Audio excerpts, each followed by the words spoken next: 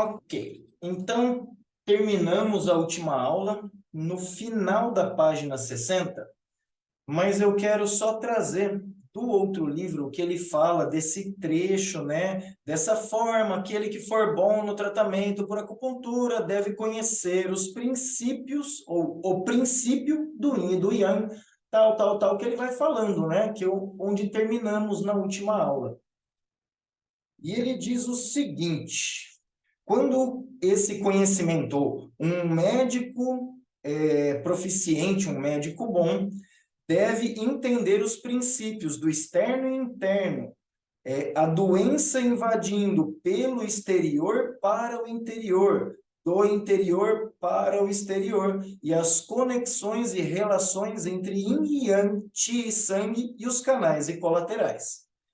Com esse conhecimento, é possível direcionar to direct the pathogen from the inside. Direcionar o patógeno de dentro para fora para retirar para retirá-lo afora, né? Retirá-lo por fora, ou movê-lo para o exterior e eliminá-lo, ou purgá-lo ou eliminá-lo para o exterior. Quando a doença está do lado direito, trata-se o esquerdo. E, quando está no esquerdo, trata-se o direito.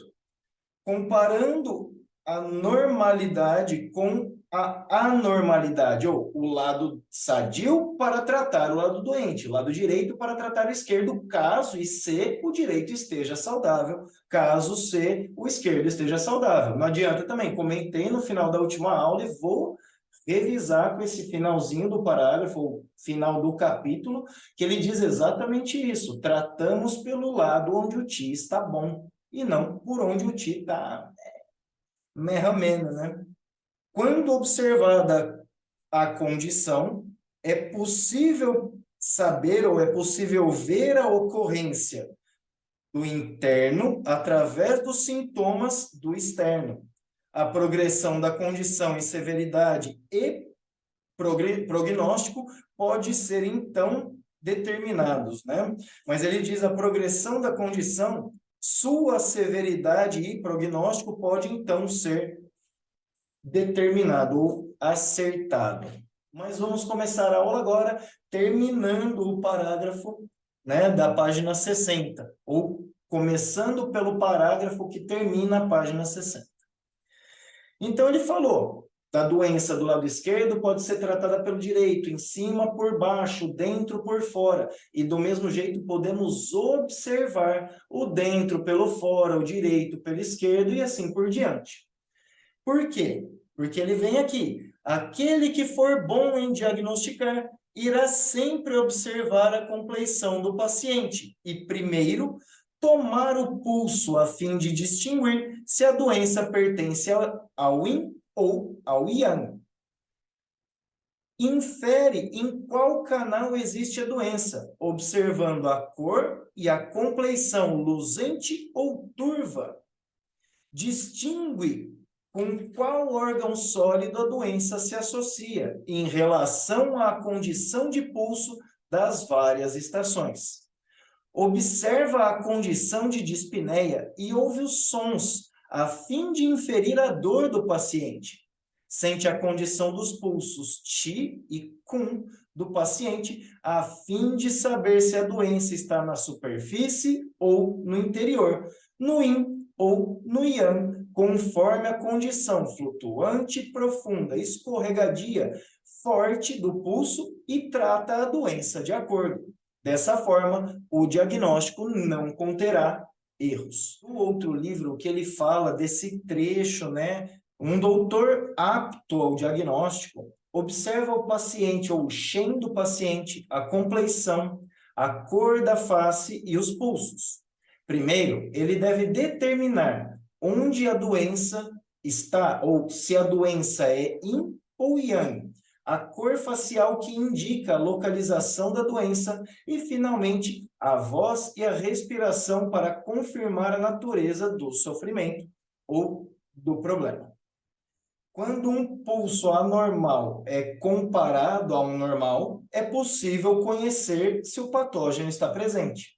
Nós devemos considerar a variação dos pulsos normais, que trazem ou que são correspondentes a cada estação, ou são naturais de cada estação. Se o pulso radial está mais distal, ou o pulso está flutuante, ou está afundando, escorregadio, ou pulando, deve ser chop, a causa disso é o desequilíbrio que deve ser conhecido. O método que deve ser seguido é aquele que não provoca erros, ou o método a ser seguido é um onde não tem erros, onde não tem confusões. Então, vamos abrir esse parágrafo, ele traz bastante coisa que é a nossa base de diagnóstico. Qual é a base que ele traz? Primeiro, olha, observa o seu paciente. Por que olhar a compleição? Compleição não é só o rosto, é o que o paciente está passando para você. Então, você olha a pessoa, ela está assim, ou ela está assim, ou ela está assim, ou ela está perdida. Então, você consegue observar o Shen a partir do olhar, a partir do cumprimentar, a partir do saudar a pessoa. Tem gente que você cumprimenta, passa reto por você, vai, senta e fica esperando. Tem gente que já vem, abraça, faz festa. Tem de tudo, gente, tem de tudo. O pior que tem mesmo. Então, tomem cuidado na prática suas, porque tem gente que abusa da boa vontade, então impõe o seu limite, abraçar, abraça, caso você seja de abraço, caso não saiba, ou trazendo mais uma informaçãozinha à toa, abraço também é tratamento, mas pode ser muito mal interpretado, portanto, cuidado ao abraçar um paciente, cuidado, muito cuidado, tá? Mas por quê? Olhamos o rosto para ver o Shen. Olhamos o rosto para ver também as cores, como está se expressando esse espírito. E aí, primeira coisa, observa a pessoa entrar. Observa ela falar, observa. Depois, toma o pulso. Por quê? Porque aí, junto com a primeira observação do Shen, você tem a primeira observação do Qi de forma completa, né? Do Yin e do Yang. E aí ele diz aqui, como saber isso? Primeiro, pela aparência, né? A fim de distinguir se a doença pertence ao Yin ou ao Yang. Então, de modo geral, temos os padrões Yang, né? Acelerado, fala alto, vermelho, estourado, nervoso, agitado, não consegue ficar quieto, não consegue ficar parado. E o oposto, a condição Yin. Quieto, não fala, fica com cabeça baixa, fechado, e assim por diante, né? Tudo aquilo que você sabe que condiz ao Yin de imediato e tudo aquilo que condiz ao Yang. Agora, dá para a gente definir e falar, isso é doença do Yin? É complexo, porque nós temos a observação do que acontece no interior. Então, ao observar o Shen, nós sabemos como está o coração, como o Shen está se exprimindo. Então, o que acontece? Nós observamos o Shen primeiro pelo comportamento. Como fala, como se porta, como expressa olhar, expressão em geral, fala, isso tudo é observação do Shen. Portanto, sabemos como está o espírito da pessoa, como está o tal do monarca, o coração, de modo geral. Quando a gente infere entre Yin e Yang somente pela compleição, nós podemos nos enganar. Porque pode ser um pico de Yang dentro de uma deficiência de Yin. E isso vai ser um problema, porque a gente vai tratar como excesso de Yang e não é. Então, por isso, tomar o pulso, né? Então, ele fala, o pulso Qi e Kun, ou perdão, Qi, pé, e Kun, polegada. Então, o Qi, pé, Yin, Kun, polegada, Yang. Por quê? Aquecedor superior, aquecedor inferior. Então, tem uma primeira observação, se o Qi está acima, portanto, Yang, se o Qi está abaixo, portanto, Yin.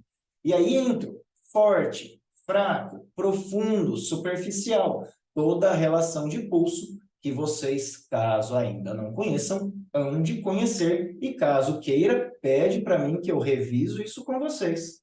Mas, de forma geral, temos pulsos Yin, portanto, profundo, lento, fraco, e pulsos Yang, forte, rápido, superficial, mas isso é uma observação genérica. Não dá para a gente falar, isso é assim e acabou. Volto a dizer, pode ser um Yang que está deficiente, portanto, o pulso está profundo. E isso vai se associar à face, se associar às perguntas, se associar, que nem ele diz aqui, o pulso das várias condições ou órgãos, estações, porque de acordo com a estação eu tenho que ter um pulso característico dessa estação. Não sei se já tiveram o prazer, mas você vai observar, pulso de verão, ele bate e puxa no dedo.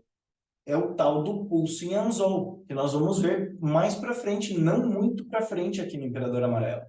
Temos o pulso que tem que ser mais flutuante, que é condizente com o outono, com o pulmão.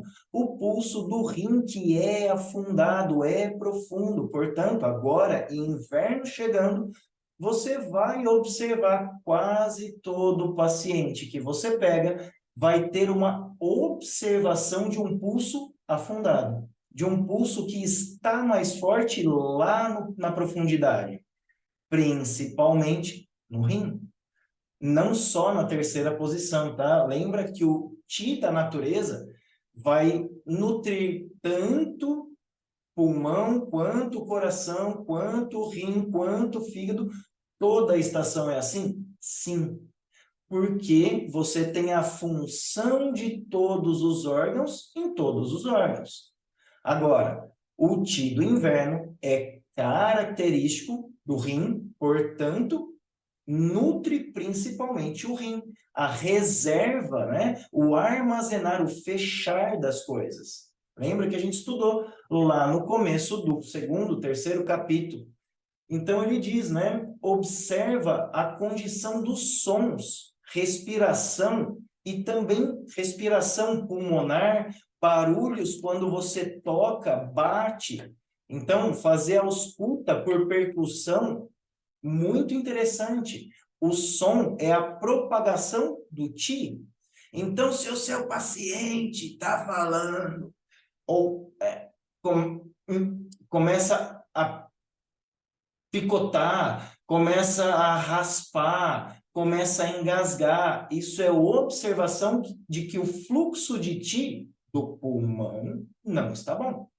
Pode ser de outros órgãos? Claro que pode. Pode ser do baço, porque o baço transporta. Pode ser do fígado, porque o fígado libera o livre fluxo. Pode ser do coração, porque é o coração quem fala. Então, nós temos que observar que Qi é característico do pulmão. O pulmão governa o Qi, mas é o fígado que governa em termos esse Qi por trás, né? O pulmão leva, mas o fígado é quem dá a determinação de onde vai. E aí, quem vai levar de fato é o baço. Então, volto a trazer a observação de que o Qi é o ciclista, que é o que está condizente com o pulmão. É aquele que vai levar para longe. É aquele que vai dar o impulso de propagar. O baço, a bicicletinha que vai realmente carregar. E o fígado, vamos falar assim, a fluidez desse fluir, né? Desse carregar, desse distribuir.